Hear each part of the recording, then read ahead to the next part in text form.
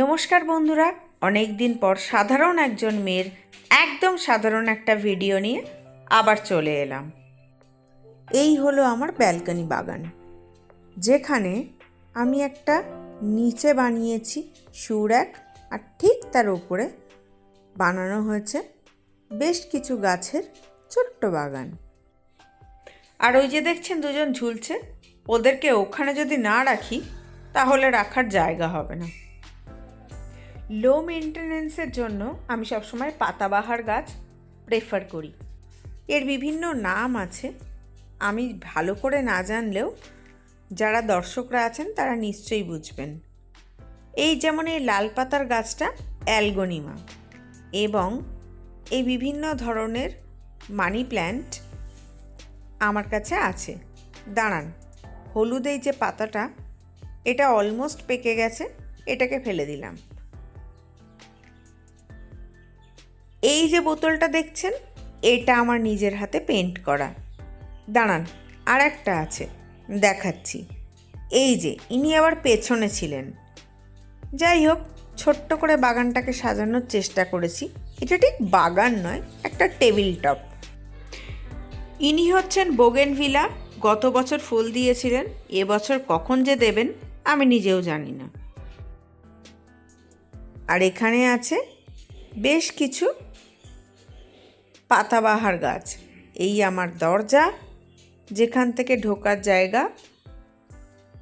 আমার হ্যাঙ্গিং গার্ডেনে যে সমস্ত গাছ রেখেছি সেগুলো কিন্তু খুব লো মেনটেনেন্স, মাঝে মাঝে জল দিলেই হয়।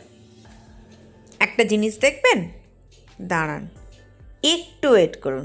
এই যে উনি হচ্ছেন ম্যাক্স, আপনারা হয়তো নিশ্চয়ই আগের ভিডিওতে দেখে থাকবেন। এখন ম্যাক্স একটু বড়, একটু দুষ্টু, আর একটু ছটফটে। ম্যাক্সকে বাইরে নিয়ে যাওয়ার সময় আমরা অবশ্যই ডগ স্কুপার ইউজ করি, যাতে করে ও যে কোনো সময় যদি রাস্তায় স্কুল পাস করে সেটাকে পরিষ্কার করার চেষ্টা করি। আমাদের আশেপাশে সবাই যদি একটু চেষ্টা করেন তাহলে হয়তো পরিবেশটা একটু ভালো থাকতে পারে। ও যেভাবে এক্সাইটেড হয়ে যায় তাতে করে নিশ্চয়ই বুঝতেই পাচ্ছেন যে বাইরে যাওয়ার জন্য কীরকম পাগল হয়ে থাকে। আরও একটা জিনিস দেখানোর বাকি আছে। এই যে এনারা দুজন আজকাল মাঝে মাঝেই আসেন এখানে স্নান করতে বা খাবার খেতে।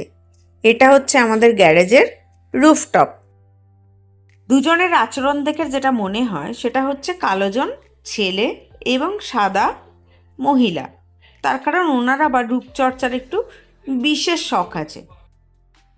দাঁড়ান, উনি আবার কালোজনের গোসা ভাঙানোর জন্য মাঝে মাঝেই উঠে আশেপাশে ঘুরে বেড়ান, কিন্তু নিজের সৌন্দর্য নিয়ে ভীষণ পরিমাণে উনি কনসিয়াস।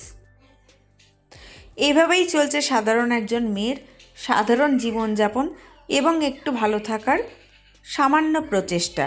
আমার ছোট্ট জীবনযাপনে আমি যেটা বুঝেছি সেটা হচ্ছে ভালো থাকার জন্য বিশেষ কিছু প্রয়োজন নেই, শুধু আশেপাশে যা কিছু আছে সবাইকে ভালোবাসা, পরিষ্কার পরিচ্ছন্ন থাকা এবং নিজেকে ভালো রাখার জন্য একটু চেষ্টা করা। সবাই ভালো থাকবেন, ধন্যবাদ।